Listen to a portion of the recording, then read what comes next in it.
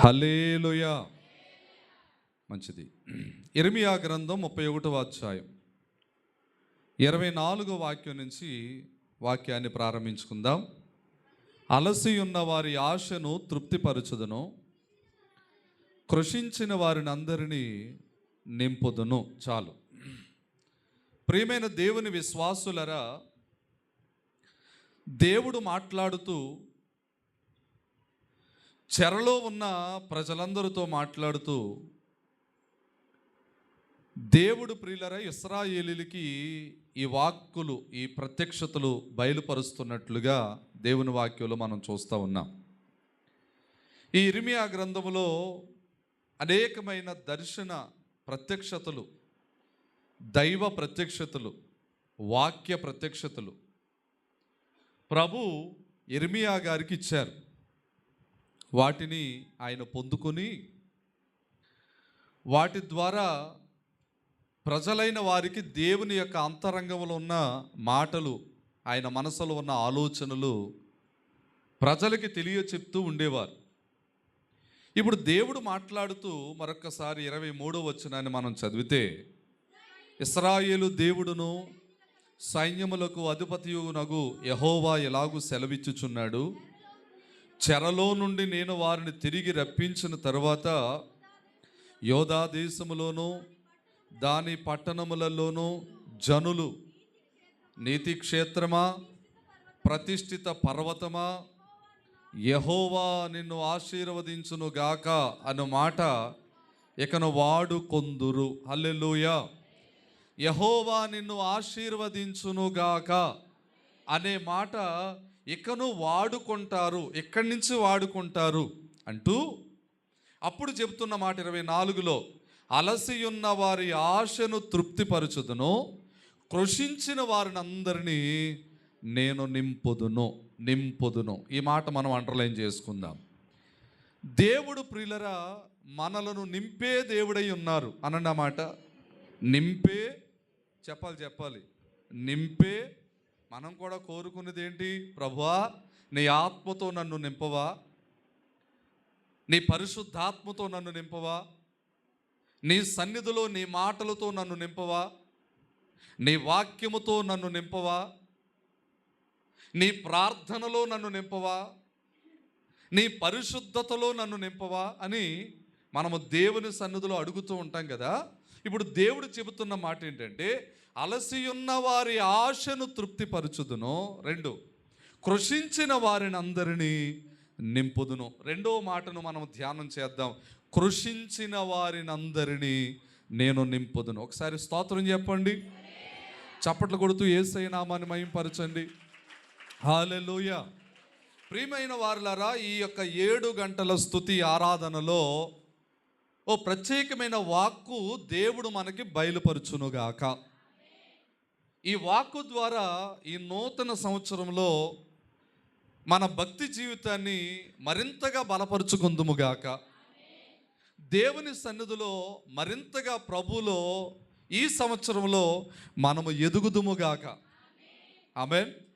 ప్రియమైన వారులారా, ఇక్కడ చదువుకున్న లేఖన భాగంలో ఉన్న మాట ఏమిటి అంటే, ఇదిగో కృషించిన వారినందరినీ నేను నింపుదును. ఒక మాట, మనుషుల మాటలు మనల్ని కృంగిపోయేటట్టు చేస్తాయి. కొన్ని మాటలు, మనుషుల ప్రవర్తనలు మనల్ని కృంగిపోయేటట్టు చేస్తాయి.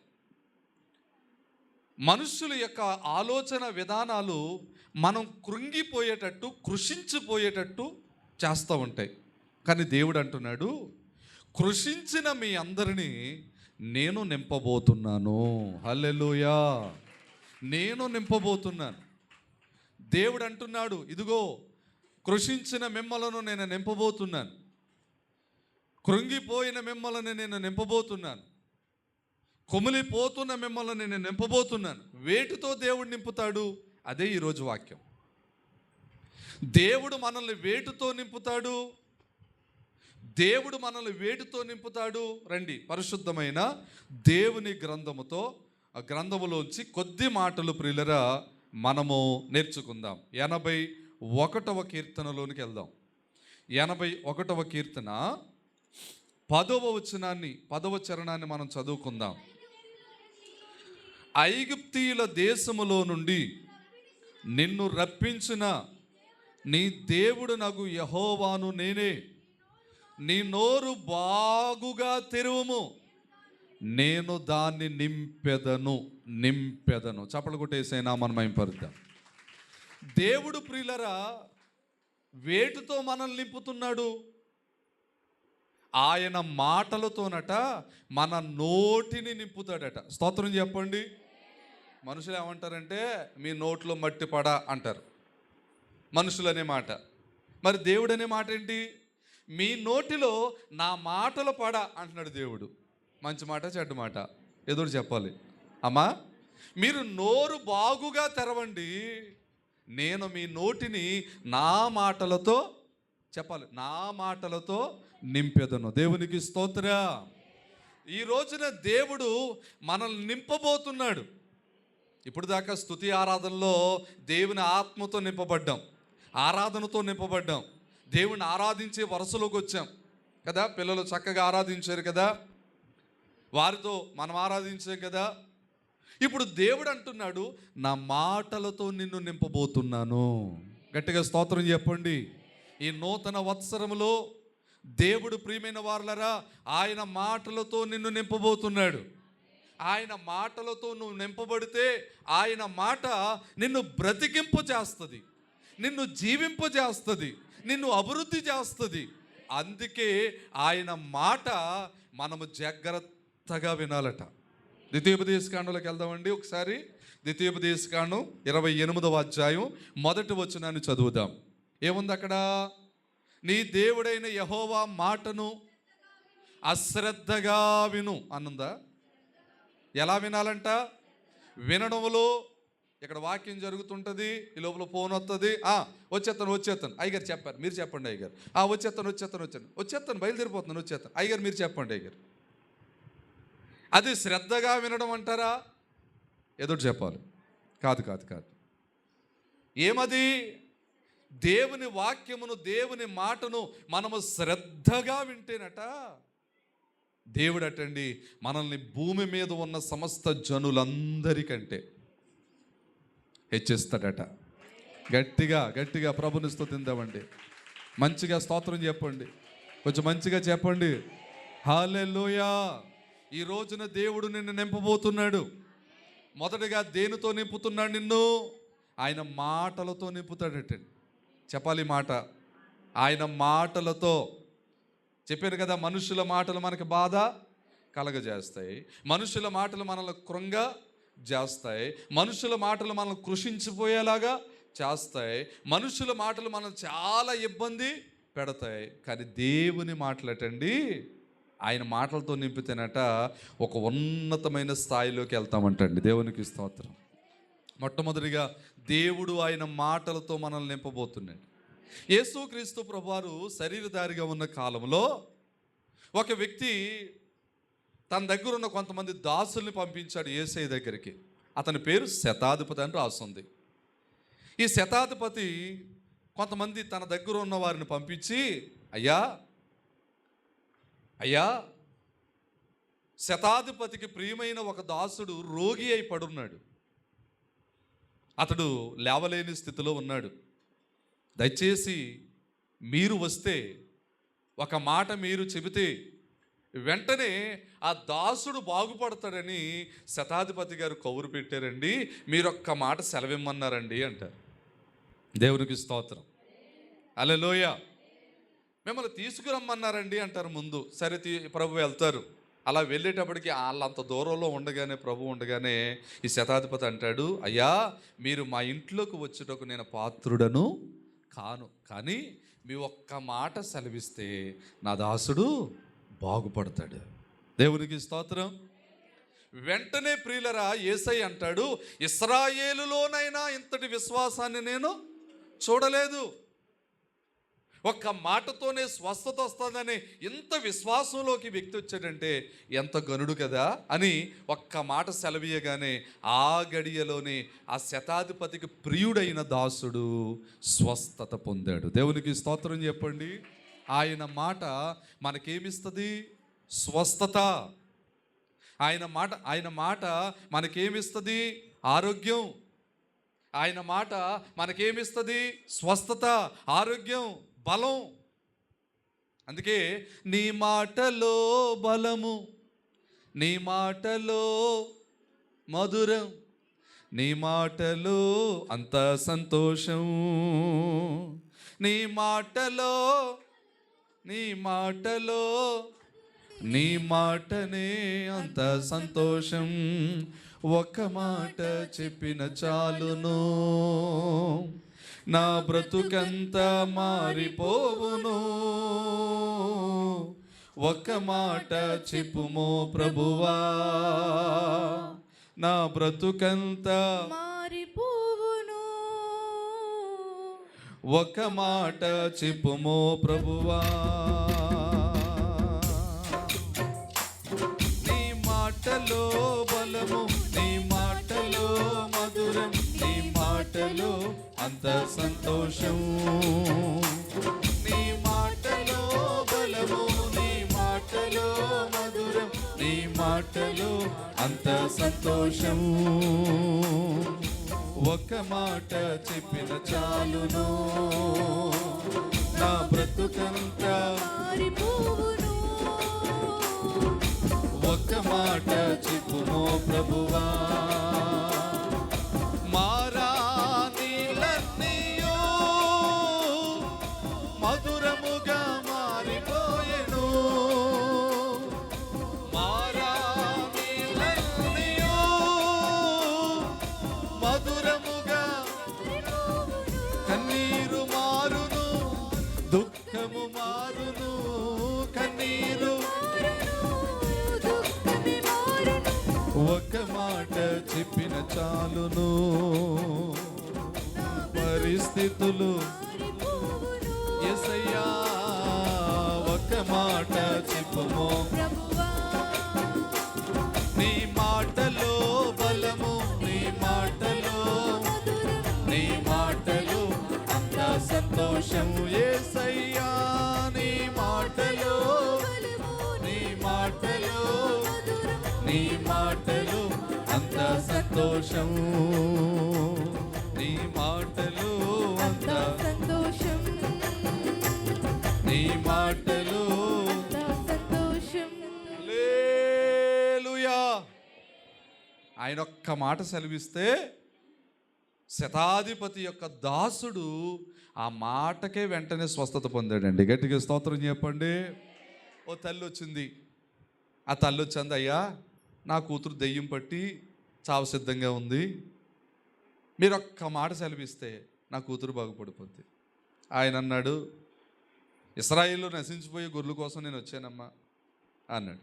అయినా పర్లేదు ప్రభువా, నా కూతురికి స్వస్థత కలగడం కోసం ఒక మాట చెప్పు ప్రభువా. మళ్ళీ ఆయన అన్నాడు, కుక్క పిల్లలకి వేసే రొట్టె మొక్క మనుషులకి వేయుట, మనుషులకి వేసే రొట్టె మొక్క కుక్క పిల్లలకి వేయుట యుక్తం కాదండి, కుక్క పిల్లలకి వేయటం యుక్తం కాదంటే.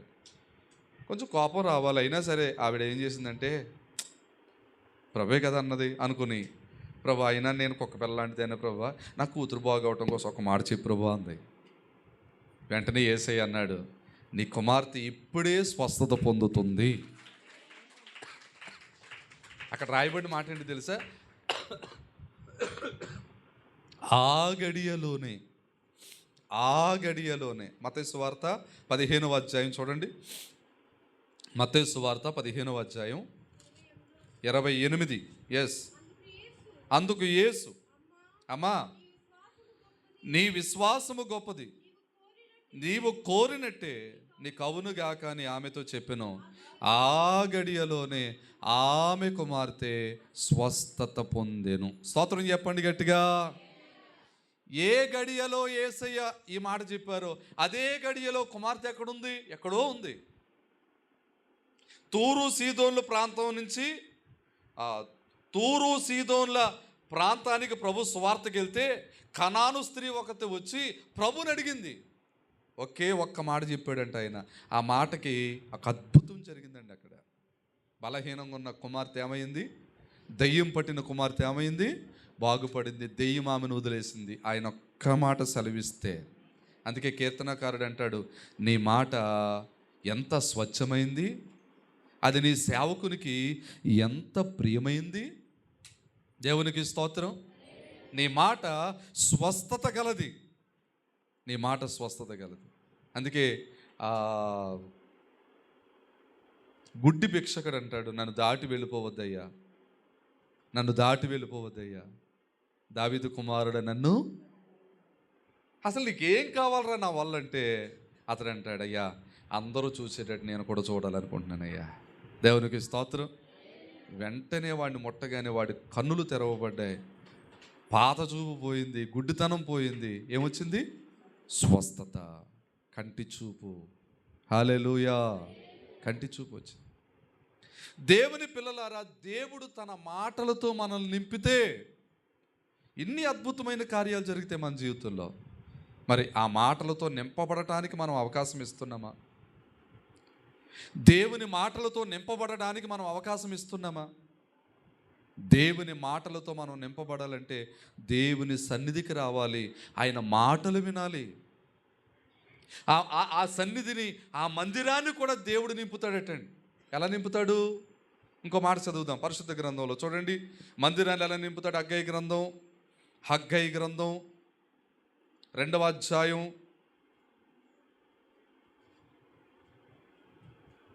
2వ అధ్యాయం తీసారా? 7వ వచనం.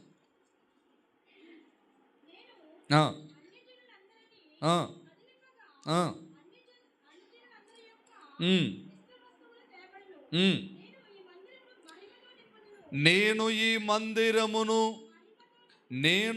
మందిరమును మహిమతో నింపుదును, ఇదే సైన్యములకు అధిపతియగు యెహోవా వాక్కు. స్తోత్రం చెప్పండి. మన మందిరాన్ని దేవుడట మహిమతో నింపుతాడట. దేవునికి స్తోత్రం. అందుకే దేవుని మాటలతో నువ్వు నింపబడటానికి మందిరానికి రావాలి. దేవుని మందిరములో నువ్వు ఉన్నప్పుడు మందిరమే దేవుడు మహిమతో నింపేస్తే, మందిరములో ఉన్న నిన్ను ఆయన మాటలతో నింపుతాడు. హల్లెలూయా, హల్లెలూయా. అందుకే చూడండి, వారం దేవుని సన్నిధికి వచ్చి మోకాళ్ళు వేసి, ఆ మోకాళ్ళు ఆ ఆదివారం కానీ ఆ ఉపవాస ప్రార్థన రోజున కానీ దేవుని సన్నిధికి వచ్చి ప్రార్థన చేసుకుని మనం వెళితే, ఆ వారం అంతా ఏదో తెలియని దేవుని కాపుదల మన మీద ఉంటుంది. నిజమా కాదా? ఆ ఒక్క వారం మిస్ అయిపోతే ఏదో పోగొట్టుకున్నట్టు ఉంటుంది. ఏం పోగొట్టుకుంటున్నావు? 1, దేవుని మందిరంలో ఉన్న మహిమను పోగొట్టుకుంటున్నావు. 2, దేవుడు నీ నోటిని నింపబోయే దేవుని మాటలను పోగొట్టుకుంటున్నావు. అలా నువ్వు దేవుని సన్నిధికి రాకుండా పోగొట్టుకుంటే, మాటలు పోగొట్టుకుంటే నష్టమే కదా. అందుకే ఆయన అంటున్నాడు, నువ్వు నా మాటను ఇదిగో నువ్వు నింపుకోవాలంటే నా సన్నిధికి వస్తే, నా మందిరానికి వస్తే, మందిరాన్ని మహిమతో నింపుతాను, మందిరములో ఉన్న నిన్ను నా మాటలతో నింపుతాను. హల్లెలూయా. దేవుని మాట మనకి జీవం కలిగింది. అందుకే ఒక ఆయన అంటాడు, ఆయన మాట అంటండి 1000 రోకల మూట కంటే గొప్పదంటాడు. 1000 రోకల మూట కంటే గొప్పది. ఆ మాట వినుటకు ప్రజలందరూనంట ఆయన దగ్గరికి పెందల కాడే వచ్చారంట. లోకాసు వార్త చూడండి, లోకాసు వార్త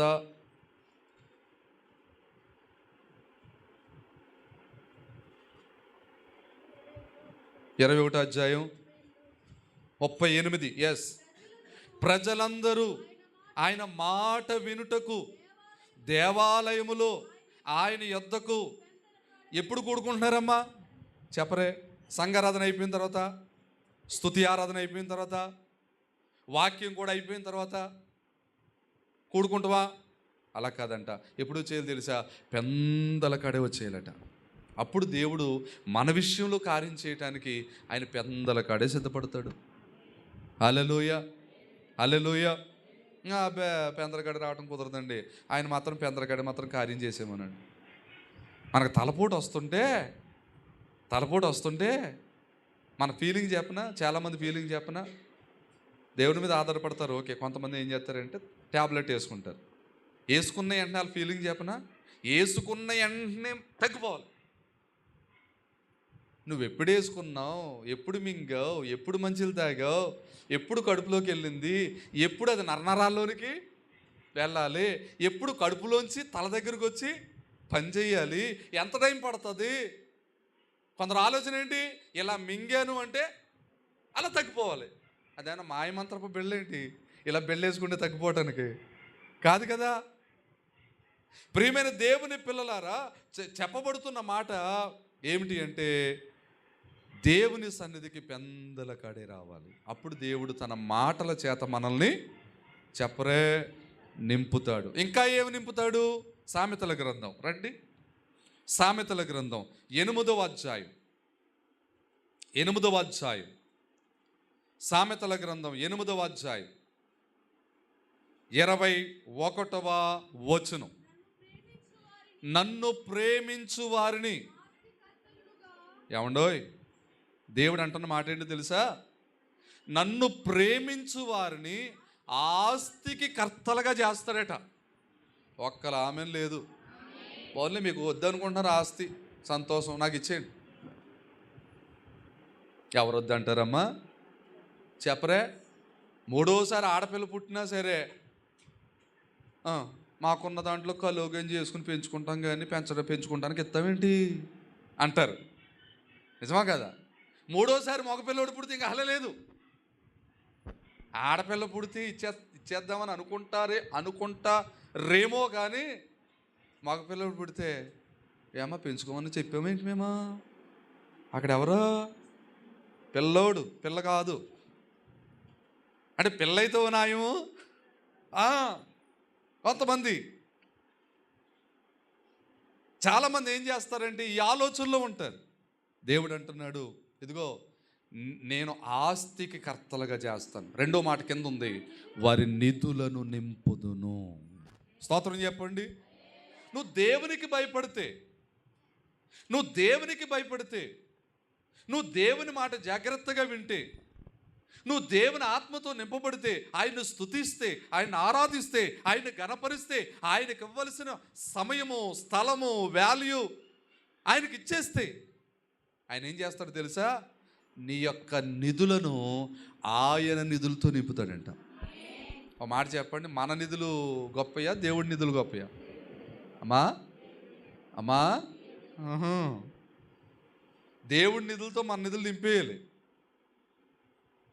దేవుడి నిధులతో చెప్పరే, ప్రభా ఈ నిధులు నిండిపోయినాయి అని చెప్పేసి అనుకోక ప్రభా, అవసరమైతే పక్కన కొట్లు కట్టించేస్తాను అంటాం. మనం మాత్రం దేవుని నిధిలోనికి అది రాం చెయ్యం, చాలా ఉన్నాయి. కానీ దేవుడు అంటున్నాడు, ఒకటి నువ్వు నోరు బాగుగా తెరువు, నా మాటలతో నీ నోరు నింపుతాను. 2 నువ్వు మందిరానికి రా, నువ్వు ఉన్న మందిరాన్ని మహిమతో నింపుతాను. 3 నీ కొట్లను, నీ నిధులను నా నిధులతో నింపుతాను. హల్లెలూయా. దేవుడు నిధులతో నింపడం అంటూ వచ్చిందంటే ఇంకా దానికి తరిగేదేమీ చెప్పరే, తరిగేదేమీ లేదండి, తరిగేదేమీ లేదు. మన దేవుడు ప్రియులరా అంచుల మట్టికి నింపే దేవుడు అంటండి. ఎలాగా? కానాలో పెళ్లి జరుగుతుంది. సందర్భం వచ్చింది కనుక చెప్తున్నాను. కానాలో ఏం జరుగుతుంది? పెళ్లి జరుగుతుంది. పెళ్లి జరుగుతుంటే మొత్తం మీద మరి పెళ్లి కొడుకు ఇంటికాడ పెట్టుకున్నారో పెళ్లి కూతురు ఇంటికాడ పెట్టుకున్నారో తెలియదు. అవతల వాళ్ళకి 50 మంది వస్తానన్నారు పెళ్ళికి. 100 మంది వచ్చారు. అక్కడ ఉన్న విధానం ఏంటంటే, వచ్చిన వారికి మన సైడ్ ఏం చేస్తాం, పాతలో పానకం ఇచ్చేవారు కదండి. పానకం కాస్త ఏమైంది, రసన అయింది. రసన కాస్త ఏమైంది, ఇప్పుడు డ్రింక్ అయిపోయింది. 4 బాటిల్ తెచ్చి అక్కడ ఎట్టేస్తున్నారు అంతే. 4 గ్లాసులు అక్కడ ఆడేస్తున్నారు. 1 కేజీ స్వీట్ ఆడేస్తున్నారు విడిది గదిలో, అయిపోతుంది అంతే, సులువైపోయింది. అక్కడ అలా కాదు, ద్రాక్షారసము రెడీ చేసి ఉంచాలి. ద్రాక్షారసం అంటే అప్పటికప్పుడు తయారైపోయేది కాదండి. దాన్ని చాలా చాలా రోజుల నుంచి వాటిని నానబెట్టి చెయ్యాలి. అటువంటి ద్రాక్షారసం 50 మందికి వాళ్ళు రెడీ చేసుకున్నారు. వీళ్ళు ఎంతమంది వచ్చారు? ముందేమో బస్సులో 50 మంది వచ్చేసారు, వెనకాల ఇంకో బస్సు వచ్చేసింది. ముందు వచ్చిన 50 మందికి ద్రాక్ష రసం ఇచ్చేశారు. ఇప్పుడు అసలు వస్తానన్న వాళ్ళు వెనకాల వచ్చారు, పెళ్ళి పెద్ద వీళ్ళందరూ వెనకాల వచ్చారు. అప్పుడు ద్రాక్ష రసం అయిపోయింది, పెళ్ళి కొడుకేమో పెళ్ళికి రెడీ అవుతున్నాడు, పెళ్ళి కూతురేమో పెళ్ళికి రెడీ అవుతుంది. ఈ లోపల ద్రాక్ష రసం అయిపోయింది, అవతల వాళ్ళు వచ్చేసారు, వాళ్ళకి ద్రాక్ష రసం ఇవ్వాలి. ఇక్కడ చూస్తే పాత్రలో రసం లేదు. ఏం చేయాలి అర్థం కాక కింద మీద పడుతున్నారు వాళ్ళు. ఈ లోపల వాళ్ళకి ఎవరు కనిపించారంటే యేసుక్రీస్తు ప్రభువారి తల్లి అయిన మరియమ్మ గారు కనిపించారు. ఆవిడ దగ్గరికి వెళ్ళి, వీళ్ళకి కొంతమందికి అండి దేవుడి దగ్గరికి రావాలంటే మధ్యవర్తులు కావాలి. మరియమ్మ గారి దగ్గరికి వెళ్ళి, మరియమ్మ మరి నీ కొడుకు యేసుబాబు అద్భుతాలు చేస్తాడని విన్నాం, పెళ్ళిలో ద్రాక్షరసం అయిపోయింది, ఇంకా చాలామంది ఉన్నారు వాళ్ళకి ఇవ్వాలి, మరి నీ కుమారుని ఏదో ఒక అద్భుతం చేసి ద్రాక్షరసం రెడీ చేసేమను అని వాళ్ళు వచ్చి ఆవిడికి చెప్తే ఆవిడొచ్చి ఆయనకి చెప్పి ఆయన ఒకటే మాట అన్నారు, అమ్మా నాతో నీకేం పని ఎవరికి పని ఉందో వాళ్ళు ప్రార్థన చేయాలి. స్తోత్రం చెప్పండి. చాలామంది పాస్టర్ గారి మీద ఆధారపడిపోయి పాస్టమ్మ గారి మీద ఆధారపడిపోయి వీళ్ళు ప్రార్థన చేయరు. మా కోసం ఎవరు చేస్తారు? మా అయ్యగారు చేస్తారులే, మా అమ్మగారు చేస్తారులే. ఇంకా వాళ్ళు చేస్తారు కనుక, వాళ్ళు ఉపవాసాలు ఉంటారు కనుక, వాళ్ళు భక్తి చేస్తారు కనుక మనం ఉపవాసాలు ఉండొద్దు, ప్రార్థన చేయొద్దు, భక్తి చేయొద్దు అనే వరుసలో కొంతమంది ఉంటారు. మీకు మాట చెప్పనా, ఎవరి భక్తి వారే చెయ్యాలి, ఎవరి ప్రార్థన వారే చేసుకోవాలి, ఎవరి ప్రార్థన వారు దేవునికి అప్పచెప్పాలి. దేవునికి స్తోత్రం. పక్కవారి మీద ఆధారపడకండి ప్రార్థన కోసం, మీ ప్రార్థన మీరు చేసుకోండి. మీ అందరి కోసం చేయాల్సిన బాధ్యత మా మీద ఉంది కనుక మేము చేస్తాం. కానీ మీరు కూడా ఏం చేయాలి చెప్పరే? ప్రార్థన చేసుకోవాలి. నేను అంటాను, మన ప్రార్థన మనం చేసుకుని దేవునికి అప్పగిస్తే దేవుడు చేయాల్సిన కార్యం దేవుడు. మరి ఏమొచ్చింది, అయ్యా మరి ఏదో ద్రాక్షారసం లేదంటే మరి నువ్వు ఏదన్నా, ఆయన అన్నాడు అసలు నాతో నీకేం పని అంటే అమ్మా అన్నాడు. అంతే, ఫీల్ అవ్వలేదు ఆవిడ. వెనక్కి వెళ్ళింది, వాళ్ళతో అంది, అంగో అక్కడ ఒక ఆయన ఉన్నాడు కదా, ఆయన దగ్గరికి వెళ్ళండి, ఆయన ఏం చెప్తాడో అదే చెయ్యండి. దేవునికి స్తోత్రం చెప్పండి. ఆయన ఏం చెప్తాడో అదే చెయ్యండి అంటే వెంటనే ప్రియులరా వాళ్ళు బయలుదేరి యేసయ్య దగ్గరికి వచ్చారు. అయ్యా క్షమించండి, ద్రాక్షారసం లేదు, ఇప్పుడు ద్రాక్షారసం ఇవ్వాలి, ఏం చేయాలో అర్థం కావట్లేదు, ఏం చేయమంటారో చెప్పండి అంటే వెంటనే ప్రియులరా మరి యేసు ప్రభువారు అన్నారంట, ఆ రాతి బాణల్ని అంచుల మట్టికి నీళ్లతో నింపండి అన్నారంట. గట్టిగా చప్పట్లు కొట్టండి. యోహాను సువార్తలోకి వద్దాం, 2వ అధ్యాయం. యోహాను సువార్తలోకి వద్దాం, 2వ అధ్యాయం 6వ వచనం. యూదుల శుద్ధీకరణాచార ప్రకారం 2-3 తూములు పట్టు 6 రాతి బాణలు అక్కడ ఉంచబడి ఉండెను. యేసువారు అన్నారు, ఆ బాణలు నీళ్లతో నింపుడని వారితో చెప్పగా, ఆగండి, ఇంకా వెళ్ళిపోకూడదు. యేసయ్య అన్నారంట, బాణలు ఏం చేయండి, నీళ్లతో నింపండి అన్నారంట. నీళ్లతో నింపండి అంటే వాళ్ళు ఆలోచిస్తున్నారు. ఎందుకు ఆలోచిస్తున్నారు తెలుసా? ద్రాక్షారసము కలిపిన రాతి బాణలో నీళ్లు పోస్తే, ద్రాక్షారసం వేసిన బాణలో రాతి బాణలో నీళ్లు పోస్తే అవి ఇచ్చిపోతాయంట, పగిలిపోతాయంట, ఉండవంటండి. ఇప్పుడు నీళ్ళు వేస్తే ఈ పాత్రలు ఉంటాయా, విడిపోతాయా, పగిలిపోతాయా అని ఆలోచనలో పడ్డారు వీళ్ళు. కానీ ప్రభు ఏం చెప్పారు? అంతకుముందు యేసయ్య తల్లి వీళ్ళకి ఏం చెప్పింది? ఆయన ఏం చెప్తాడో, ఆయన చెప్పంది చేయకండి, ఆయన ఏం చెప్తాడో. ప్రభు చెప్పింది చేసే వరుసలో మనం ఉంటే చాలా ధన్యులమండి, నిజంగా చాలా ధన్యులమండి. ప్రభు చిత్తం మన పట్ల నెరవేరుతుంది. ఆయన చెప్పింది మనం చేస్తే ఆయన చెయ్యాలనుకున్నది మన జీవితంలో చేస్తాడు. దేవునికి స్తోత్రం, హల్లెలూయా. సరే, మరి అమ్మగారు చెప్పిన మాట గుర్తొచ్చింది. వీళ్ళు ఏం చేశారంటే వెంటనే ప్రియులరా మరి ఆయన ఏం చెప్తాడో చేయమన్నారు కదా, మనకెందుకు ఇంకా వెళ్దాం నడండి అని చెప్పి మొత్తం మీద రాతి బాణలు అంచులు మట్టుకు నింపారంట. 2018వ సంవత్సరంలో మేము యెరూషలేము అనే పట్టణం వెళ్ళినప్పుడు కానాని ఊరు వెళ్ళాం. ఎక్కడైతే యేసు ప్రభువారు ఈ రాతి బాణల దగ్గర అద్భుతం చేశారో ఆ స్థలానికి మమ్మల్ని తీసుకెళ్లారు. అక్కడ ఇప్పటికీ రాతిబాణలు కొన్ని ఉన్నాయి, కొన్ని లేవు, కానీ 6 రాతిబాణల్లో 2 రాతిబాణలు ఉన్నాయి అక్కడ. మిగిలిన కొన్ని దేశాలకు పట్టుకెళ్ళారని చెప్పారు గైడ్ మాకు. 2 ఉన్నాయి. వాటికి గ్లాస్ ఫిట్టింగ్ చేసి వాటిని ఎవరు కూడా ముట్టుకోకుండా, అంటే కొంతమంది ఏం చేస్తారంటే ఇంకా రాతి బానే కదని ప్రొటెక్షన్ చేయలేదనుకోండి, లటక్కని తీసి పటక్కని జోబులు పెట్టుకొని పటక్కని చెంగిని కట్టుకుని వచ్చేస్తారు. అందుకని వాళ్ళు ఏం చేశారంటే గ్లాసు ప్రొటెక్షన్ ఇచ్చి చూసి వెళ్ళడానికి అక్కడ పెట్టారు. మేము చూసాం. ఆ రాతి బాన్లో కొంచెం పెద్దయ్యే, ఎంత ఎత్తు ఉంటాను. సరే, ఇప్పుడు రాతి బాణాలు నీటితో నింపారు. ఎక్కడ దాకా నింపారు? అంచుల మట్టికి. సగమే నింపొచ్చు కదా, మట్టిలో వేయొచ్చు కదా. ప్రభు అన్నారు అంచుల మట్టికి నింపారంట. దేవునికి స్తోత్రం. మన ప్రభు యొక్క ఆలోచన ఏంటంటే అంచుల నుండి జారి పడేలాగా దీవింతాడంట ఆయన. అంచుల నుండి తలగిరిచి కొలతలు ఏసైకి రావు. ఇందాక ఇక్కడ వంట చేయటానికి రైస్ కొలుస్తున్నప్పుడు నేను అక్కడ కూర్చున్నాను. ఒక ఆవిడ కొలుస్తూ ఉంది. ఆవిడ కొలుస్తుంది, కానీ నేను అన్నాను ఇంకా కనయ్యి అమ్మా, ఇంకా నెయ్యి అన్నాను. వేసినా ఉండవయ్యా, జారిపోతాయ్యా అందే. జారిపోవాలి, అంచుల నుండి జారాలి. అలా దీవింతాడు దేవుడు మనల్ని. హల్లెలూయా. అట్టి కృప నాకు కావాలన్న వాళ్ళు ప్రభును స్తుతించండి ఒకసారి. హల్లెలూయా. నీ జీవితంలో దేవుడు అంచుల నుండి జారేలా చేస్తాడు. అంతటి కృపిస్తాడండి. ప్రభు కొరకు ఎదురు చూడంతే. సరే, అంచుల మట్టుకు నింపారు. తర్వాత ఏం చేయమంటారు? వారు వాటిని అంచుల మట్టుకు నింపిరి. అప్పుడు ప్రభు చెప్తున్నారు వారితో, మీరిప్పుడు ముంచి ఎక్కడ కట్టుకెళ్ళాలి? ఒక రకంగా చెప్పాలంటే కత్తి మీద స్వామిది. కత్తి మీద ఎందుకని పట్టుకెళ్ళి ఏంటి? ఎవరు కట్టుకెళ్ళేవాళ్ళే? విందు అంటే దాని అర్థం ఏంటంటే సంబంధం కుదిర్చిన, సంబంధం మాట్లాడిన, అవతల సైడు పెద్దరికంగా ఉన్న పెద్దకి ఇవ్వాలంట. ఇప్పుడు నీళ్ళు అట్టుకెళ్తే ఆయన తాగేసి ఏం చేస్తాడు చెప్పండి? ఏం చేస్తాడు?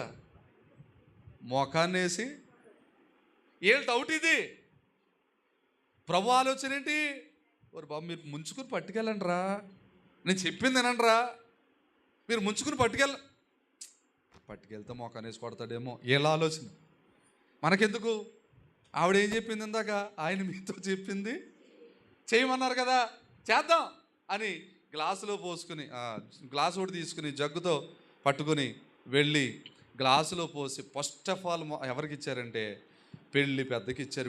విందు ప్రధాని గారికి ఇచ్చారు.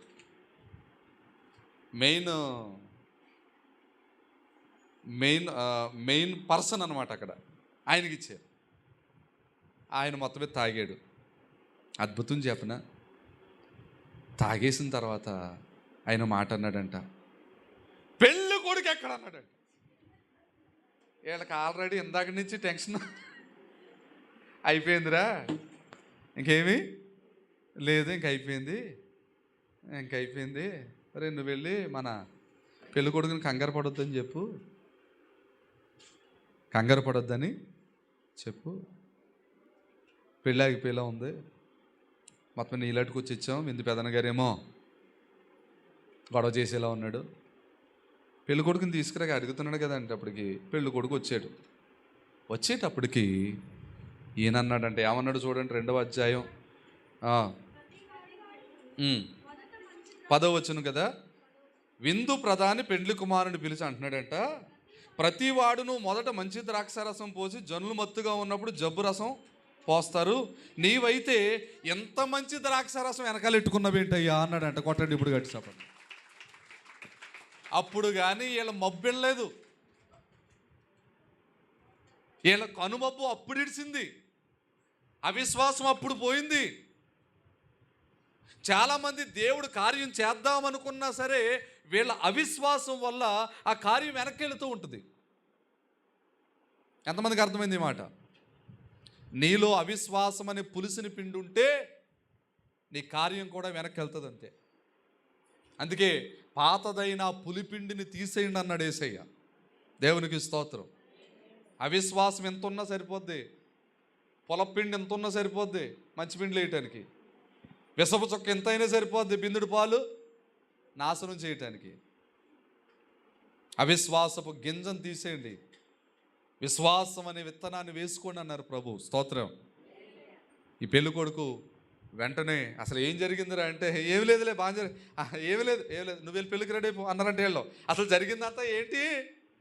పెళ్ళి కొడుకు మాత్రం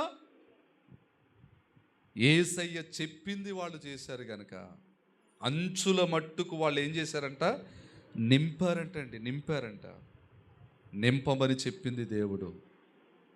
ప్రతి ఆదివారం ప్రజలు వస్తారు, ఇదిగో వాక్యమని నీరిస్తున్నాను అబ్బాయి నీకు, ఆ వాక్యమనే నీటితో వాళ్ళు నింపు, అంచుల మట్టుకు నింపు. వాళ్ళ జీవితంలో అద్భుతాలు నేను చేస్తాను, కార్యాలు నేను చేస్తాను, మేలులు నేను చేస్తాను. ఎవరైతే వాక్యాన్ని నింపుకుంటారో, జాగ్రత్తగా వినాలి, ఎవరైతే వాక్యాన్ని నింపుకుంటారో.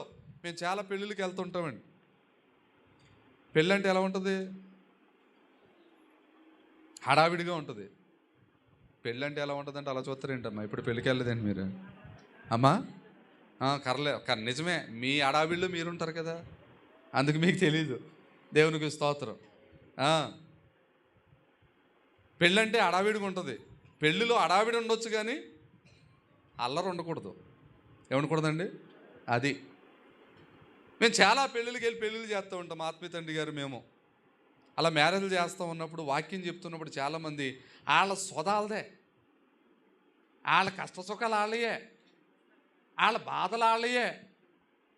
ఈ పెళ్ళి కొడుకు వంకన దైవజనుడి ద్వారా దేవుడు కుటుంబాలతో మాట్లాడుతున్నాడు.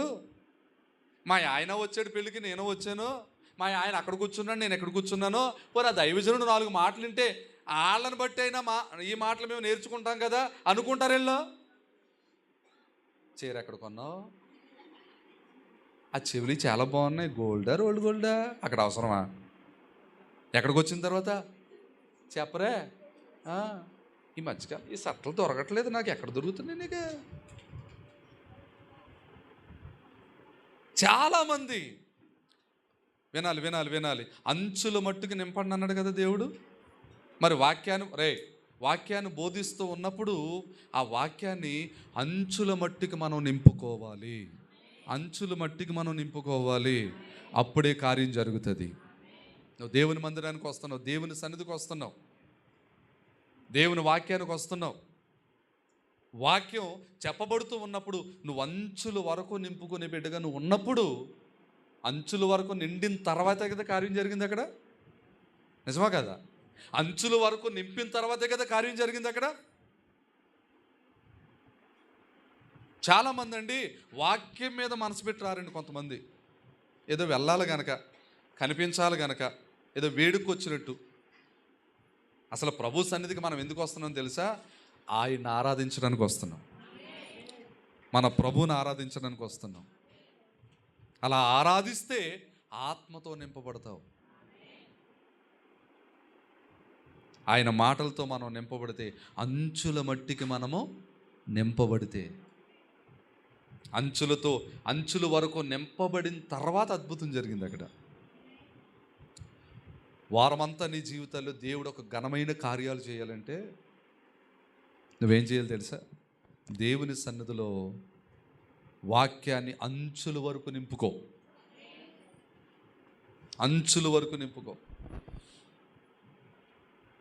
నింపేసుకోవాలి.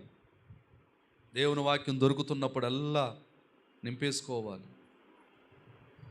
అలా నింపుకుంటే ధన్యులమవుతాం. హల్లెలూయా. ఎంత వాక్యాన్ని నువ్వు నింపుకుంటే అంత ఆశీర్వదించబడతావు. అంచుల మట్టుకు నింపిన తర్వాత అద్భుతం జరిగింది. 10వ వచనంలో అతను అంటున్నాడంట, జనులు మత్తుగా ఉన్నప్పుడు జబ్బు రసం పోతారు ఎవరైనా, నీవేంటయ్యా ఇదివరకు ఇంత మంచి ద్రాక్షారసం దాచుకున్నావో అన్నారంట. స్తోత్రం చెప్పండి. గలిలయలోని కానాలో యేసయ్య ఈ మొదటి సూచక క్రియ చేశారు. అక్కడ కార్యం జరగడానికి కారణం ప్రభు చెప్పినట్టు వాళ్ళు చేశారు గనక. అంచుల మట్టుకు నీళ్లు అక్కడ నింపబడ్డాయి గనక, నింపబడిన తర్వాత అద్భుతం. అక్కడ దేవుడు ఏమి నింపుతాడు? ఆయన ఆయన మాటలతో మన నోటిని నింపుతాడు. ఆయన మందిరాన్ని ఆయన మహిమతో నింపుతాడు. మూడవది, మన కొట్లను ఆయన నిధులతో నింపుతాడు. నాలుగవది, అంచుల వరకు నింపుతాడు. ఇంకా చెప్పనా ముగించిన ఇంకొక మాట చూడండి. పరిశుద్ధ గ్రంథంలో నిర్గమాకాండం 35వ అధ్యాయం, నిర్గమాకాండం 35వ అధ్యాయం 33వ వాక్యం. యెహోవా ఊరు కుమారుడును ఊరు మనవడునైన బెసలేలును పేరు పెట్టి పిలిచి విచిత్రమైన పనులు కల్పించుటకును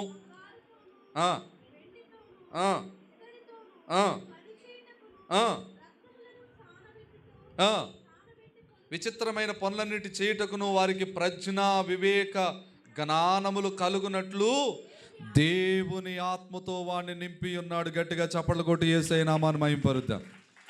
గట్టిగా స్తోత్రం చెప్పండి. మీ చప్పట్లు భలే చప్పగా ఉన్నాయండి. ఇంకొంచెం ఉప్పు పడుతుందండి కూరలో. ఓహో, సమానంగా వేయండి. ఉప్పు ఎక్కువ వేసినా తినలేం. హల్లెలూయా. కళ్యాణం వచ్చినా ఇంకోటి ఏదో వచ్చినా కూడా తట్టుకోలేరంట. అలాగే మనకు సంతోషం వచ్చినా బాధ వచ్చినా తట్టుకోలేం. ఏదైనా దేవునికే మహిమ. యోబు గారిలో దేవుని స్తుతిందాం అంతే, ఈ స్తుతి ఆరాధనలో. ఆమేన్. రైట్, మళ్ళీ వద్దాం. లాస్ట్ మాట మనం చదివితే అక్కడ ఏముందంటే, దేవుని ఆత్మతో వాణ్ణి నింపి ఉన్నారు అనుంది. దేవుడు ప్రియులరా, ఎవరైనా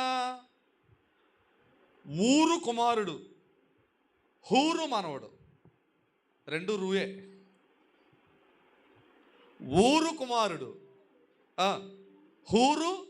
ఎవరి హూరు? ఈ వ్యక్తిని జ్ఞానాత్మ కలిగిన దేవుని ఆత్మతో నింపడానికి కారణం ఏంటో చెప్పనా? మనవడు ఇతను, తాత పేరు హూరు అనండి. చెప్పరే, హూరు. ఈ హూరు ఎవరు? ఎలాగో జ్ఞానాత్మతో ఇతను నింపాడు దేవుడు అంటే, ఒకప్పుడు దైవజనుడు కొండ మీద ప్రార్థన చేస్తున్నాడు. సరే, నిర్గమాకాండంలోకి వెళ్దాం. అదే నిర్గమాకాండం 17వ అధ్యాయం. నిర్గమాకాండం 17వ అధ్యాయం 11వ వచనం రండి. మోషే తన చెయ్యి పైకెత్తినప్పుడు ఇశ్రాయేలీయులు గెలిచిరి.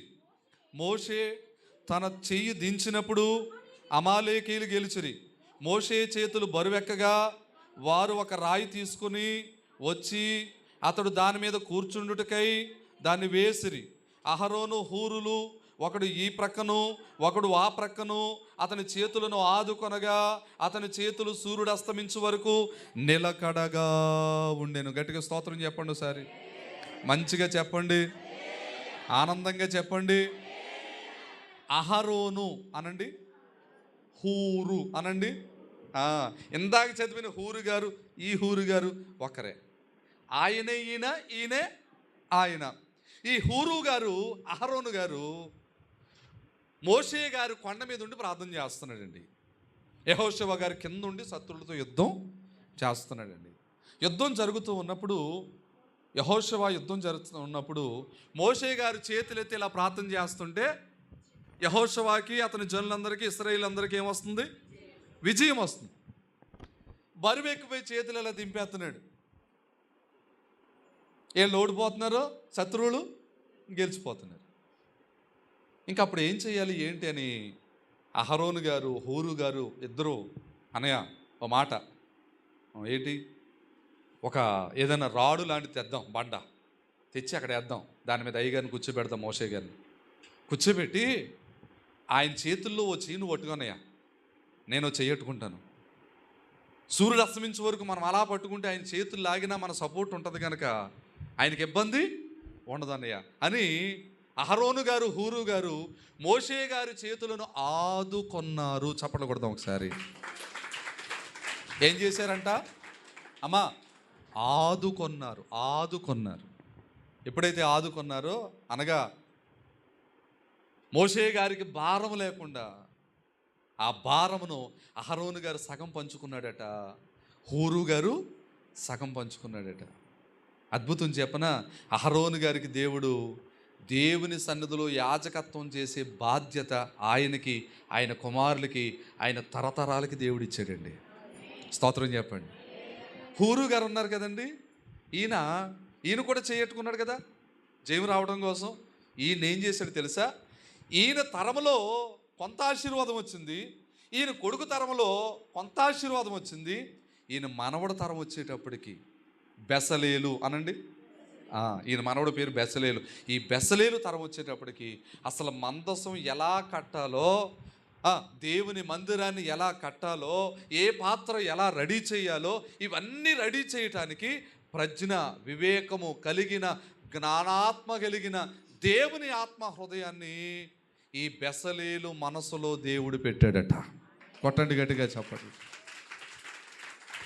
ఇంత ఆశీర్వాదం ఈయనకి ఎలా వచ్చింది? ఒక్కటే కారణం, ఈయన తాతగారు దైవజనుడికి సపోర్టుగా, సహకారిగా, ఆదుకునే బిడ్డగా. దేవుని స్తోత్రం. ఈ కాలంలో దేవుని పరిచర్యకి ఎదరికొచ్చే వాళ్ళు ఎవరు లేరు. పాస్టర్ గారు ఎవరైనా ఫోన్ చేస్తుంటే సంఘ పిల్లలకి, అయ్యి బాబాయ్ గారు ఫోన్ చేశారా, ఎక్కడ ఉందామని చెప్దాం అనుకుంటున్నారు పిల్లలు. ఇప్పుడు అలాగ అయిపోయారు. నేను ఆ మాట చెప్పిన, అహరోను గారు కానీ హూరు గారు కానీ అలాగ అనుకోలేదు కనుక సూర్యుడు అస్తమించు వరకు ఆ చేతులను అలా పట్టుకున్నారట, ఆదుకున్నారట. వారికి ఏమొచ్చింది తెలుసా? విజయం వచ్చింది. వీరు కష్టపడిన దానికి ప్రతిఫలం దేవుడిచ్చింది ఏంటో తెలుసా? అహరోను గారికి యాజకత్వపు వరస ఇచ్చాడు, హూరు గారికి ఆయన మనవడికి ఇచ్చిన గొప్ప దేవుని ఆత్మ ఏమిటి అంటే, అసలు మందసం కానీ మందస పనిముట్లు కానీ అన్నీ తయారు చేయటానికి జ్ఞాన, విద్య, వివేకము కలిగిన హృదయాన్ని దేవుడు ఆయనకి ఇచ్చాడంట. స్తోత్రం చెప్పండి. హల్లెలూయా. నిర్గమాకాండం ప్రియులరా,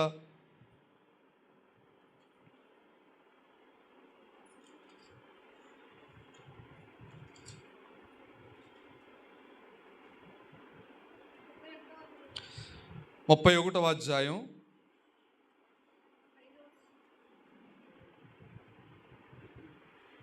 3 నుంచి రండి, 2 నుంచి రండి. నేను యోధా గోత్రములో హూరు మనవడును, ఊరు కుమారుడునైన బెసలేలు అని పేరు గలవాని పిలిచితిని, విచిత్రమైన పనులను కల్పించుటకును. అందరూ తీసి చదువుతున్నారండి.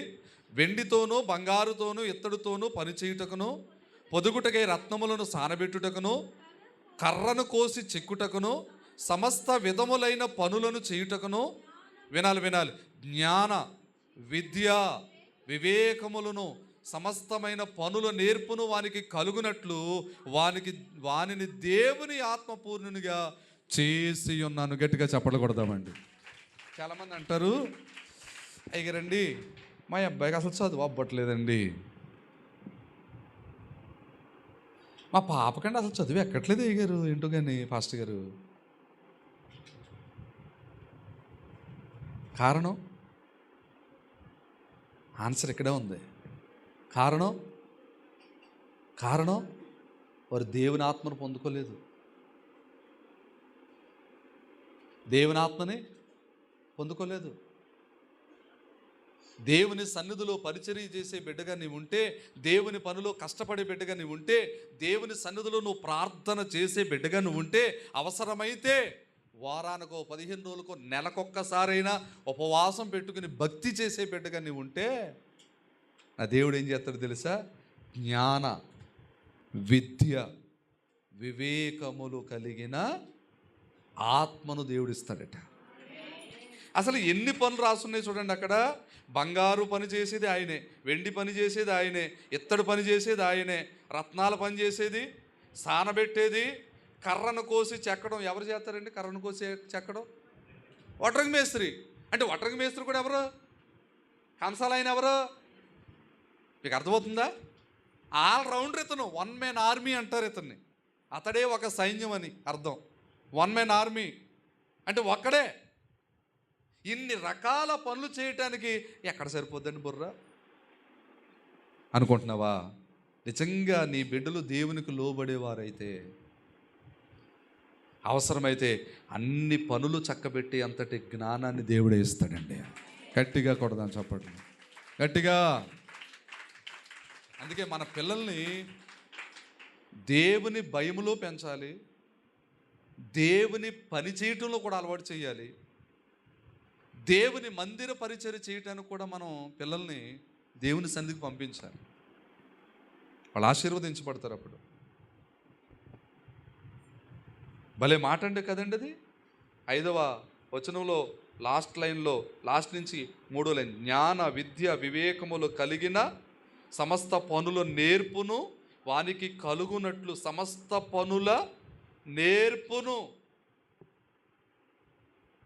ఎన్ని పనులుంటే, ఎన్ని రకాల వృత్తులుంటే అన్ని రకాల వృత్తులు పనులు చేసే అంతటి టాలెంట్ దేవుని ఆత్మకుంది. దేవుని ఆత్మను పొందుకుంటే దేవుని ఆత్మే వాళ్ళని టాలెంటెడ్ పర్సన్గా మారుస్తుంది. పనిలో నైపుణ్యత. మీకు మాట చెప్పనా, పనిలో నైపుణ్యత మనం గనక నేర్చుకుంటేనట, పనిలో నైపుణ్యత గనక యవనస్తులు పనిలో నైపుణ్యత గనక మీరు సంపాదించుకుంటే అవసరమైతే రాజుల ఎదుటకి వెళ్ళే అంతటి స్థాయి వస్తుందంట మీకు. రాజులంటే ఎవరు? రాజులంటే ఎవరు? దేశాన్ని, రాష్ట్రాన్ని పరిపాలిస్తున్న అధికారులండి. మంత్రుల ఎదుటికి వెళ్ళే చెప్పరే. మరి ఈ పని చేయడానికి నెంబర్ 1 పర్సన్ ఎవరో చూడండి రా గూగుల్లో. అంటే గూగుల్లో కొట్టేస్తే వచ్చేస్తుంది అంతే.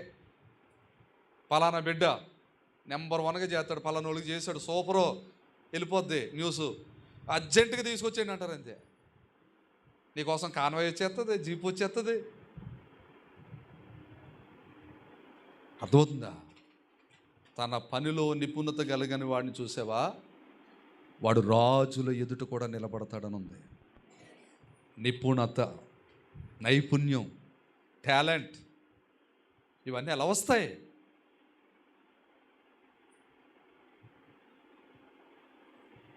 ఎవడో అంటాడు, రే ఇంకా నువ్వు చర్చికి వెళ్ళదేంట్రా అంటే, మా అయ్యగారు ఇంకా మొదలెడతారు కానీ వాక్యం చేయడానికి వెళ్తానులే. అదేంట్రా పొద్దున్న వెళ్ళిపోవాలి కదరా. వాళ్ళకు ఉంటుంది ఆ జ్ఞానం. ఏమని చెప్పరేంటి అమ్మా? నేను దేవుల్లోకి రాకముందు లోకంలో ఉన్నప్పుడు, కొంచెం లోక విధానంలో భక్తి చేస్తున్నప్పుడు, గుడికి వెళ్ళాలంటే తెల్లరగట్లు వేసిపోవటం, అవసరమైతే సల్లీలు తలంటి వేసుకుంటాం, కొబ్బరికాయ రెడీ చేసుకుంటాం. తెల్లారేటప్పటికి ఎక్కడ ఉండేవాడు? అదేంటో తెలియదు. అప్పుడున్నప్పుడు ఉంది భక్తి మనకి, ఏమనుకో మాకండి. అప్పుడు ఉంది భక్తి, ఇప్పుడు ఏమైపోయింది?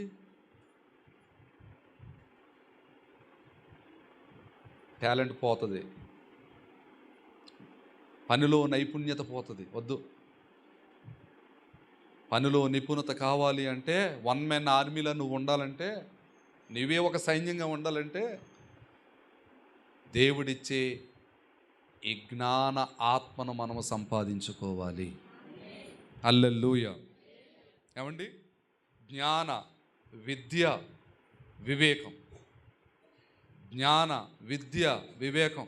టాపర్ అంటే డబ్బులు ఎట్టుకొనేసుకుంటే వచ్చేది కాదు. అది రాత్రి పగలు నిద్రపోకుండా కష్టపడి చదివితే వచ్చేది చదువులో టాపర్. దేవుని స్తోత్రం. హల్లెలూయా. దేవుని సన్నిధిలో నేను చెప్తూ ఉన్నాను, నీ పిల్లల్ని దేవుని కొరకు పెంచండి. నువ్వు పిల్లల్ని పెద్దోళ్ళు చేస్తావు, మన దేవుడు మన పిల్లల్ని గొప్పోళ్ళు చేస్తాడు. పెద్దోళ్ళని ఎవరైనా చేసేస్తాడు, చెప్పాలి. గొప్పోళ్ళు చేయటం దేవుడే స్వయంగా చెప్పాడు. యెషయా గ్రంథం 1వ అధ్యాయం తీయొద్దులే కానీ 2వ వచనంలో ఉంటుంది, 1-2లో, నేను పిల్లల్ని పెంచి గొప్పవారినిగా. అంటే దేవుని ఆలోచన ఏంటి? పిల్లల్ని గొప్పోళ్ళు చేయాలి. దేవుని ఆలోచన ఏంటి? నా సన్నిధికి వస్తున్న పిల్లలు నేను గొప్పోళ్ళు చేయాలి. భక్తిలో గొప్పోళ్ళు అవ్వాలి మనం, ప్రార్థనలో గొప్పవాళ్ళం అవ్వాలి. అమ్మ ప్రార్థన ఎత్తుకో అంటే స్తోత్రం స్తోత్రం స్తోత్రం స్తోత్రం నాయన స్తోత్రం తండ్రి. ఏం స్తోత్రం తల్లి, నీ తల్లి నీ స్తోత్రం. ఎన్ని గంటల స్తోత్రం? అసలు నువ్వు రక్షణ పొందుకున్న కాడి నుంచి ఇప్పుడు నీ స్థాయి ఏంటో తెలుసా? దయగల మా తండ్రి, ప్రేమగల ప్రభువా, ఈ దినము నిన్ను ఆరాధించే భాగ్యం మాకు ఇచ్చినందుకు స్తోత్రమయ్యా. నాలాంటి బిడ్డలు ఇంకా రాలేదు, వాళ్ళందరూ నీ సన్నిధికి వచ్చేయాలి ప్రభువా. వాళ్ళందరినీ సిద్ధపరచు నాయన, యేసు నామమున అడుగుచున్నాము తండ్రి. ఇది ప్రార్థన స్థాయి. స్తోత్రం స్తోత్రం ఏం స్తోత్రం? ఇంకా స్తోత్రం కాడే ఉంటావా? ఇంకా స్తోత్రం కాడే ఉంటావా? మారాలి, నైపుణ్యతలోకి రావాలి, ఫలింపులోకి రావాలి. దేవునికి మహిమ కలుగునుగాక. ముగింపుకు వస్తున్నాను. దేవుడు ప్రియులరా, ఈ 35వ అధ్యాయంలో 33వ వచనం నిర్గమాకాండంలో దేవుడు చెబుతున్న మాట ఏంటో తెలుసా? అతనికి ప్రజ్ఞ వివేక జ్ఞానములు కలుగునట్లు దేవుని ఆత్మతో వాణ్ణి నింపి ఉన్నాడు. ఆమేన్. దేవుడు ప్రియులరా ఆత్మతో నింపుతాడట. ఎప్పుడు? ఇప్పుడు దాకా చెప్పిన వివరణ అంతా నువ్వు చేసినప్పుడు. ఆమేన్. ఆత్మతో నింపుతాడట. దేవుని ఆత్మతో నింపబడాలని ఎంతమందికి ఉంది? హలో, దేవుని ఆత్మతో నేను నింపబడాలనుకుంటున్నాను అన్న వాళ్ళు చేతులు ఎత్తండి. నిజమే? నిజంగా చేతులు ఎత్తారా? మీరు దేవుని ఆత్మతో నింపబడతాం, అది మీ చేతుల్లోనే ఉంది. దేవుని పరిచర్యలో సహకారులుగా, దైవజనుడికి సహకారులుగా, మందిరానికి సహకారులుగా, దేవునికి మీరు ఆయన పనికి సహకారులుగా ప్రోత్సహించేవారుగా, ఆదుకునేవారుగా ఉంటే వన్ మ్యాన్ ఆర్మీలో చేస్తాడు దేవుడు మిమ్మల్ని. హల్లెలూయా. దేవునికి మహిమ కలుగునుగాక. ఇంకొక మాట చెప్తాను. మొదటిది, మనం నోరు తెరిస్తే ఆయన మాటలతో మనల్ని నింపుతానంటున్నాడు. నెంబర్ 1. 2, ఆ మాటలతో నింపబడటం కోసం మందిరానికి వస్తే ఆ మందిరాన్ని మహిమతో నింపుతానంటున్నాడు. 3, మన కొట్లను ఆయన నిధులతో నింపుతానంటున్నాడు. దేవునికి స్తోత్రం. ఆ నింపేది కూడా ఎలా నింపుతాడంట? ఎస్, దాంట్లోనే 3వది అంచుల వరకు నింపుతాడు. ఇక 4వది ఏమిటి అంటే ఆత్మతో మనల్ని నింపుతాడంట. హల్లెలూయా. ఎప్పటి వరకు దేవుడు ఇచ్చిన వివరణ బట్టి ఒకసారి చప్పట్లు కొట్టి దేవునికి మహిమపరచండి. ఒకసారి యేసయ్యా మీకు స్తోత్రం స్తోత్రం స్తోత్రం నాయన. ఏమండి, ఇంకొక మాట చెప్తా. దేవుడట చూడండి, ఒక మాట చూడండి. అపోస్తల కార్యాలు 2వ అధ్యాయం. అపోస్తల కార్యాలు 2వ అధ్యాయం 28. నాకు జీవమార్గములు తెలిపితివి, నీ దర్శనం అనుగ్రహించి నన్ను ఉల్లాసముతో నింపెదవు. గట్టిగా చప్పట్లు కొట్టండి, ఉల్లాసంగా కొట్టండి, ఉల్లాసంగా. మీ చప్పట్ల చూస్తుంటే నీరసంగా కొట్టినట్టే ఉన్నాయి. హల్లెలూయా, హల్లెలూయా. ఇప్పుడు దేవుడు అంటున్నాడు, ఆత్మతో నింపేశాడు కదా, తర్వాత అంటున్నాడు ఉల్లాసముతో నింపుతాడంట. ఉల్లాసం లేకపోతే ఎలా ఉంటుంది? ఏ అమ్మా ఎలా ఉన్నావు? ఎలా ఉన్నాను కనిపించట్లేదా? అమ్మా ఎలా ఉన్నావు? ఎలా ఉన్నాను కనిపించట్లేదా? ఇది ఉల్లాసమా? ఇదా ఉల్లాసం? ఆయన నింపడానికి సిద్ధంగా ఉన్నాడు, మనమే నింపుకోవడానికి సిద్ధంగా లేవు. అందుకే అంటాడు యేసుకేలు గ్రంథంలో అంటాడు, నువ్వు సిద్ధపడు, నీతో ఉన్న జనాంగాన్ని కూడా సిద్ధపరచు అంటాడు. ఉల్లాసముతో నింపబడటానికి. మీకు మాట చెప్పనా, మనసు ఉల్లాసంగా ఉందనుకోండి, బండెడు బట్టలున్నా సరే అరగంటలో అయిపోతాయి. Yes or no? ఎంత బుట్ట, స్టీల్ బుట్ట కొన్నాడు కదా మీ ఆయన, అంత బుట్ట నిండా సామాన్లు ఉన్నా సరే, ఈ మధ్యకాలం బుట్టలో, స్టీల్ బుట్టలో, తర్వాత ఈ బ్లాక్ ఏయో వస్తున్నాయి తట్టలో, ప్లాస్టిక్ రోడ్ల పక్కన ఏంటి అమ్మేస్తున్నారు కదా, చంపుకు తినేస్తున్నారు. ఓడికి ఉండే సరిపోదా? 4 ఆటలో వేస్తున్నారు తిన్న సామాన్లు కడిగిన తర్వాత అప్పుడు బుట్టలో వేస్తారు. ఈ సామాన్లు ఉల్లాసంతో ఉన్నామనుకో 15 నిమిషాలు అయిపోతాయి. అదే నీరసంగా ఉండు, ఉల్లాసం లేదు, ఉన్నది ఒక్క కప్పే, అది కూరకప్పు. ఆ కప్పును తోమి సబ్బు అంటుకుంటుందేమని పీసు అలాగెడతాం, అంటుకోదు. తోమి మళ్ళీ పీసెట్టి తోమి, ఏమ్మ అలా ఉన్నావు, ఏం లేదు. అదే ఉల్లాసంగా ఉంటే తిన్న వెంటనే కడిగేసి అక్కడ బోర్లింగ్ చేసి వెళ్ళిపోయి కూర్చుంటారు అక్కడ. దేవునికి స్తోత్రం చెప్పండి. దేవుని వాక్యం చెప్తుంది, దేవుడు మనలను ఉల్లాసముతో నింపుతాడంట. హల్లెలూయా. ఎప్పుడు వస్తుంది ఉల్లాసం? 122వ కీర్తన 1వ వచనం. త్వరగా, టైం అయిపోతుంది. 122:1 యెహోవా మందిరమునకు వెళ్ళుదమని జనులు నాతో అన్నప్పుడు నేను నీరసంగా ఉంటిని. అక్కడ ఇది పెట్టండి, నేను ఉల్లాసముతో సంతోషించి తిని. హల్లెలూయా. మనిషికి సంతోషం ఉన్నప్పుడే ఉల్లాసం ఉన్నప్పుడే సంతోషం. అందుకే యోబు భక్తుల్లో ఎప్పుడూ ఆ ఉల్లాసం ఉంది. బాధ ఉన్నా ఉంది, కష్టం ఉన్నా ఉంది, సంతోషం ఉన్నా ఉంది, శ్రమ వచ్చినా ఉంది, మేలు కలిగినా ఉంది, ఎప్పుడూ ఒకే రకంగా ఉన్నాడు. అందుకే దేవుని పిల్లలుగా మనం ఎలా ఉండాలి తెలుసా? ఉల్లాసముతో నింపబడాలి, సంతోషముతో నింపబడాలి. ప్రతి విషయంలో కూడా మనం ప్రభువుకి అప్పగించుకుంటూ ఉండాలి. ఎన్నోది మొదటిది మాటలతో నింపుతాడు. 2 మహిమతో నింపుతాడు. 3 నిధులతో నింపుతాడు. 4 దాంట్లోనే 4 నిధుల్ని ఎక్కడ దాకా నింపుతాడు? అంచుల వరకు నింపుతాడు. ఎన్నోది? 4వది దేవుని ఆత్మతో నింపుతాడు. 5 ఇప్పుడు ఉల్లాసంతో నింపుతాడు. ఇంకొక 2 చెప్పనా, ముగించేనా? 7 సంపూర్ణ. నువ్వు ఇప్పుడు చెప్పు అంటున్నావు. నువ్వు దేవునికి స్తోత్రం చెప్పండి. బయట వంట చేస్తా ఉందిలేండి అక్క, వంట చేస్తూ మరి అందరికీ భోజనాలు సిద్ధపరచాలి కదా. హల్లెలూయా. ఇంకొక 2 టూకీగా వెంటనే చూడండి. కీర్తనల పుస్తకంలోనే 107వ అధ్యాయం 9వ వచనం. ఎన్నోది? 6వది. రాసుకోండి, చదువు. ఏలయనగా ఆశగల ప్రాణమును ఆయన తృప్తిపరిచి ఉన్నాడు, ఆకలి కొనిన వారి ప్రాణమును దేంతో నింపుతాడమ్మా? మేలులన్నీ చేయువాడు మన ప్రభువు, బాధలన్నీ తీయువాడు మన ప్రభువు.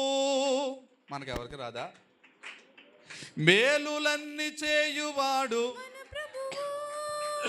బాధలన్నీ తీయువాడు మన ప్రభువు.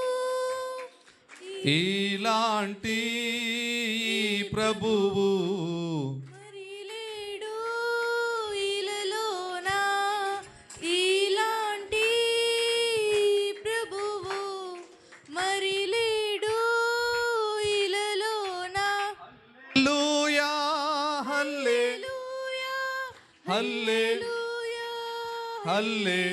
హల్లెలూయా. టైం లేదు, మళ్ళీ పాడదాం. మేలులన్నీ చేసేవారంట మన ప్రభు. అందుకే ఆయన అంటున్నాడు, ఆశ గల ప్రాణాన్ని ఆయన తృప్తిపరుస్తాడు. కింద లైన్లో ఉంది, మేలుతో నీ హృదయమును ఆకలి కొనిన వారిని మేలుతో నింపుతాడంట. మేలుతో నింపుతాడా, కీడుతో నింపుతాడా? అమ్మా, చాలామంది పెడితే పెళ్ళంట, లేకపోతే అంట, నాకు తెలియదు, మరి అన్నారు, నాకు తెలియదు. చాలామంది అలా ఉంటారు. కానీ మన దేవుడు మేలుతో నింపే దేవుడు, మేలుతో నింపే దేవుడు. 6వది మేలుతో నింపుతున్నాడు. ఈ రోజున 7 నింపులు పట్టుకుని ఇక్కడి నుంచి మనం వెళ్దాం. 7 కార్యాలు నింపుదలతో ఇక్కడి నుంచి మనం వెళుదుము గాక. హల్లెలూయా. మరలా ఫస్ట్ నుంచి వస్తున్నాను. మొదటిగా ఆయన మాటలతో మనల్ని నింపుతాడు. 2, మందిరాన్ని మహిమతో నింపుతాడు. 3, మన కొట్లను నిధులతో నింపుతాడు. 4, ఆత్మతో నింపుతాడు. 5, ఉల్లాసముతో నింపుతాడు. 6, మేలుతో నింపుతాడు. ఇక లాస్ట్ వన్ ఇంక మీరు చెప్పమన్నా ఇంక చెప్పనకి ఇది ఒకటే చెప్తాను. ఓకే. 7వది రండి, పరిశుద్ధమైన దేవుని గ్రంథములో ప్రియమైన వాళ్ళ యోబు గ్రంథం 22వ అధ్యాయం. యోబు గ్రంథం 22వ అధ్యాయం 17వ వాక్యం. ఆయన మంచి పదార్థములతో వారి ఎండ్లను నింపి ఉన్నాడు. చాలు, దేవునికి స్తోత్రం చెప్పండి. అమ్మా 7వది ఏంటంట? అమ్మా ఏంటది? మంచి పదార్థములు. మన ఇంట్లో యాపిల్స్ కాయలు, కమలా ఫలాలు ఇవన్నీ ఉన్నాయి, ఫ్రూట్స్ ఉన్నాయి. అవి వాడకుండా అలా ఉంచేసాం. ఉంచినప్పుడు దాంట్లో కొన్ని పాడైపోయినాయి, డాగులు వేసేసి రసం కారిపోయి పాడైపోయింది. మనం ఏం చేస్తాం? మంచి పదార్థాలన్నీ బయట ఆడేసి ఆ డాగ్ అడిపోయి ఉంచుకుంటాం కదా. ఏం చేస్తాం? మనమే చెడ్డ పదార్థాలు, మనల్ని పాడు చేసే పదార్థాలు ఉంటే ఉంచం కదా, తీసేస్తాం కదా. మంచి పదార్థాలే ఉంచుకుంటాం కదా. మరి మనమే ఇంత ఆలోచిస్తే మంచి చెడ్డలన్నీ ఎరిగిన దేవుడు, నీతి న్యాయములను ఎరిగిన దేవుడు, జరిగించు దేవుడు మన ఎడల ఇంకా ఎంతటి మంచి పదార్థాలు ఇవ్వబోతున్నాడు. చప్పట్లు కొడదాం ఒకసారి. హల్లెలూయా. కనుక దేవుడట మంచి పదార్థాలతో మన ఇండ్లు నింపుతాడంట. ఈ స్తుతి ఆరాధనలో ప్రియులరా, మంచి పదార్థములతో దేవుడు మన ఇండ్లు నింపునుగాక, మీ పనులను నింపునుగాక, మీ చేతి వృత్తులను నింపునుగాక, మీరు చేసుకునే వ్యాపారాలు నింపునుగాక, మీ కుటుంబాల్ని, మీ బిడ్డల్ని, మీ పిల్లల్ని, ఇదిగో మీ కుటుంబంలో ఉన్న అందరిని దేవుడు నింపునుగాక. లాస్ట్ వచనం ఏమిటి అంటే మంచి పదార్థాలతో. మరలా వచ్చేస్తాను ఫస్ట్ నుంచి. ఫస్ట్ ఆయన మాటలతో నింపుతున్నాడు. 2, మహిమతో మందిరాన్ని నింపుతున్నాడు. 3, నిధులను, కొట్లను నిధులతో నింపుతున్నాడు. 4, ఆత్మతో నింపుతున్నాడు. 5, ఉల్లాసముతో నింపుతున్నాడు. 6, మేలుతో నింపుతున్నాడు. లాస్ట్ వన్ 7వది మంచి పదార్థములతో. దేవుని సన్నిధిలో మనం ఎలా ఉండాలి తెలుసా? మంచి పదార్థంగా ఉండాలి. చెప్పాలి. ఆమెన్ చెప్పండి. ఎలా ఉండాలమ్మా? ఎలా ఉండాలి తల్లి? మంచి పదార్థముగా మనం ఉన్నప్పుడు మంచి పదార్థాలతో దేవుడు మనల్ని నింపుతాడు. ఉంటావా మంచి పదార్థంగా? దేవుని సన్నిధిలో ఒక మంచి పదార్థంగా నువ్వు ఉంటావా? నీ ఇంటిని దేవుడు మంచి పదార్థాలతో నింపుతాడు. ఆయనే చెప్పాడు, నింపగలిగిన సమర్థుడు.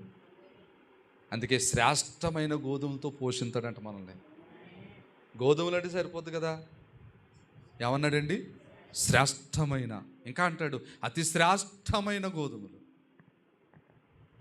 యేసయ్య దగ్గర శ్రేష్టమైనవి కంటే అతి శ్రేష్టమైనవి ఉంటాయి. ఆయన ఇచ్చేది చచ్చుపుచ్చిది ఇవ్వడం, మనకి శ్రేష్టమైనది ఇస్తాడు, మంచిది ఇస్తాడు, మంచి కార్యం చేస్తాడు. అందుకే మనం దేవుణ్ణి స్తుతించుట మంచిది. అందుకే రాసాం, యెహోవాను స్తుతించుట ఈ మంచి కార్యం మనం చేస్తే మంచి పదార్థాలతో దేవుడు మనల్ని నింపుతాడు. మంచి పదార్థాలతో నింపబడాలన్న వాళ్ళందరూ కూడా మోకరించండి. దేవుడు మంచి పదార్థాలతో నన్ను నింపాలయ్యా, నేను ఆశపడుతున్నాను, నేను కోరుకుంటున్నాను, అందుకే ఇప్పుడు దాకా ఆయన మాటలు నింపుకున్నాను అన్న వాళ్ళందరూ మోకరించండి. ప్రార్థన చేద్దాం. ప్రభువా నీకు వందనాలు తండ్రి. నీవు నోరు బాగుగా తెరు, నా మాటలతో నిన్ను నింపేదను.